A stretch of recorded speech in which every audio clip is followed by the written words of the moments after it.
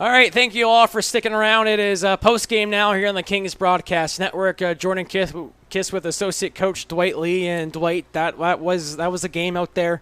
I don't know how to really describe it. 6-3 loss to the Nanaimo Clippers, but I think one of the ways I describe this as it was a game where you guys were given chance after chance to get back in it and, tie the game. And this Kings team just couldn't take advantage of the opportunities that were given to them tonight.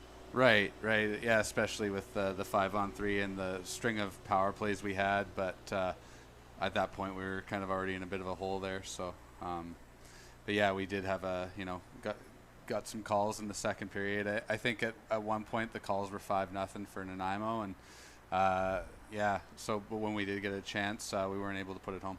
Well, first period, once again, you guys score the first goal. Adam Mendelson getting on the board, his first of the season. And then just 2 minutes later, and I guess 2 minutes and 33 seconds later, it's 2-1 Nanaimo. Yeah. So, I mean, and if you look at that period, doing a lot of good things, generated, I think, 16 shots on net. And so we were getting in on the forecheck, recovering pucks, getting pucks to the net. Just a few miscues in our zone, ended up in the back of the net, and they came out of the first period with 2-1 lead.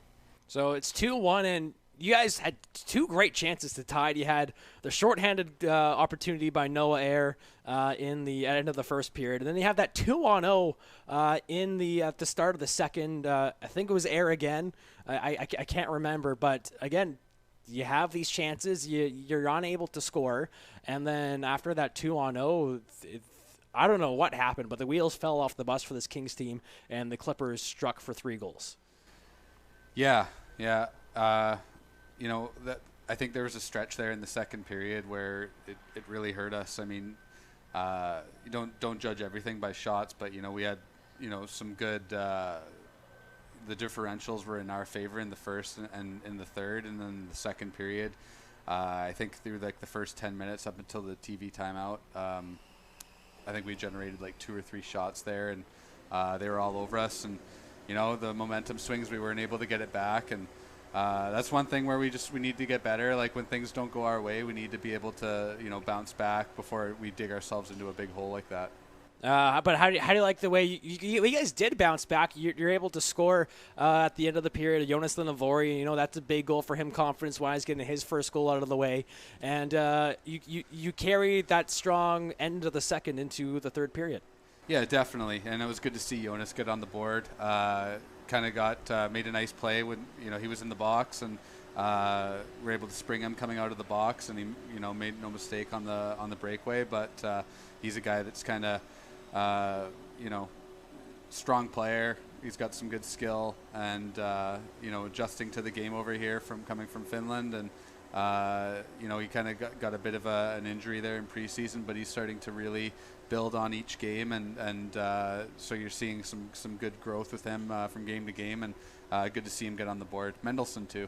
Yeah, exactly. And we'll get into more on those guys quickly, but Owen Thomas would score to make it 5-3 in the third period, and a great move from Owen Thomas. I don't think anybody saw. I didn't see that him pulling that out of the magic bag today, but he scores to go up 5-3, and all of a sudden, fans are back in it. This team is back in it, and you start to think, hey, this team can maybe come back and tie it up. Oh yeah, leading into that goal, we started, we made some adjustments. We started putting on more pressure, and we were starting to, get some chances off of that, and he made a really nice play at the line, and I think it was a big part of that one was Boz kind of slowed it down, showed some good poise, walked the line, set it up, and OT, for a big guy, he can move pretty well, and he's got some pretty nice hands, and good to see him get that puck through, and at that point we were pressing, and we had a good chance to, despite the 5-1 deficit that we had a good chance to get back into the game and make something happen. And so you're rolling with momentum, and then the Clippers take those 3 consecutive power play or take those 3 consecutive penalties. You get that 5-on-3, and then it feels like if you score 1 goal on the power play, you're going to come back and tie this game. But like I said just moments ago, this team was given opportunities all game long, but couldn't capitalize. And I think those opportunities there on the power play were the biggest ones that they couldn't take advantage of. Oh, exactly.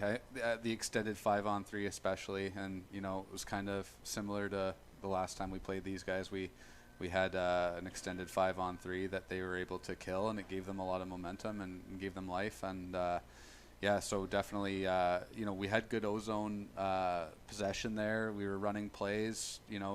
They blocked some shots. They made, did what they needed to keep the puck out of the net. But we got to find a way to put the puck home.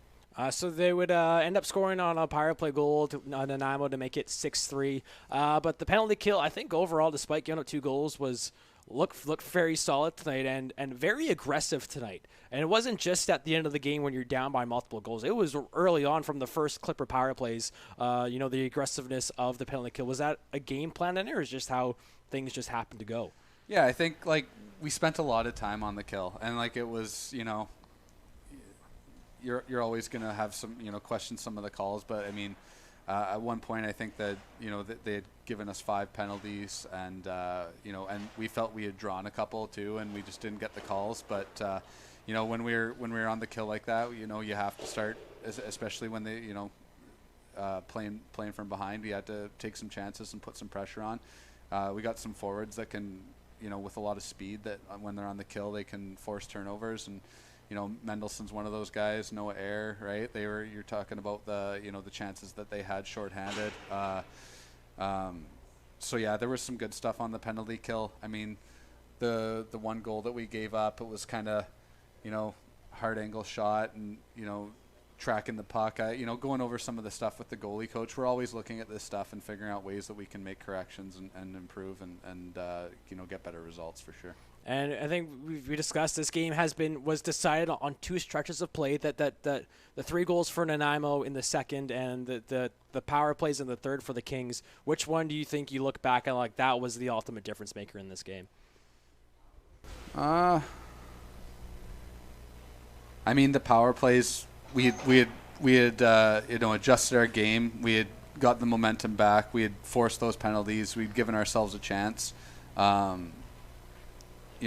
I think if we bury one of those, we're right back in it, and they're feeling the pressure of that, and who knows what could happen. But I think that the extended 5-on-3 that's where we could have changed the result for sure. And another part of the game I want to bring up after the 4th goal, you pull Will Baker. Owen Crudale goes in. He gives up a goal, only lasts 53 seconds. Then Will Baker comes back, and what went into that decision making there? Yeah, so that's Brock's call there. But I think the big thing was wanted to give Baker a chance to just sort of reset and go in there for a little bit so he can refocus and get ready to go again. We weren't it wasn't all weren't pointing the finger at Baker there at all. It was just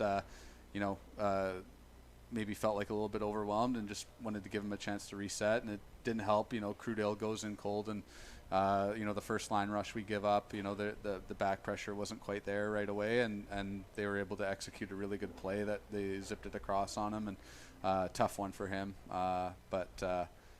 Yeah.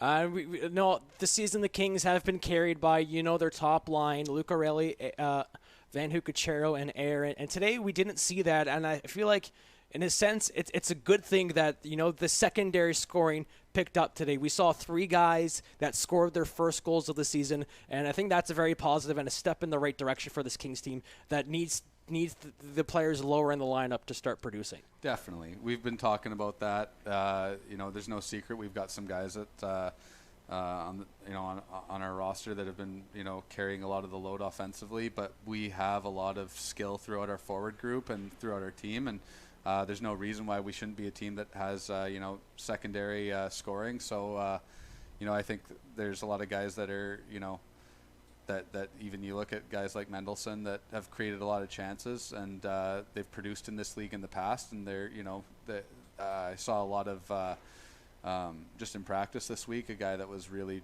trying to get on the board and make something happen for us. And so good to see him win a race and get on the board. Same thing with Jonas. I'm talking a little bit about him too. Like a guy that's his game's trending in the right direction, and so definitely good for him to get on there.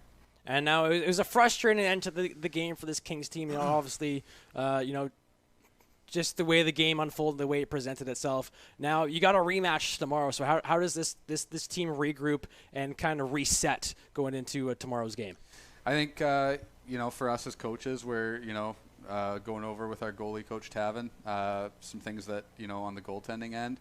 For Brock, myself, Kyle, we're looking at special teams. We're looking at our defense and things that we could have done differently, and things, not only that, but also things that we had success with that we can build on, right? So I think it's it comes down from the guys wanting to have a better performance. And I think the learning lesson is that in this one was that second period especially, we dug ourselves a hole. When they kind of took control of the game, we got to find a way to get it back sooner rather than later. So I think there's some takeaways there that they can bring to the table tomorrow. And then for us, there's some strategic things that we can make some adjustments on. Well, we look forward to it. 7 o'clock once again, Kings and Clippers from the Hap Parker Arena. Dwight, again, always thank you very much for your time, and we'll talk to you again tomorrow. Yeah, thanks for having me. Associate Coach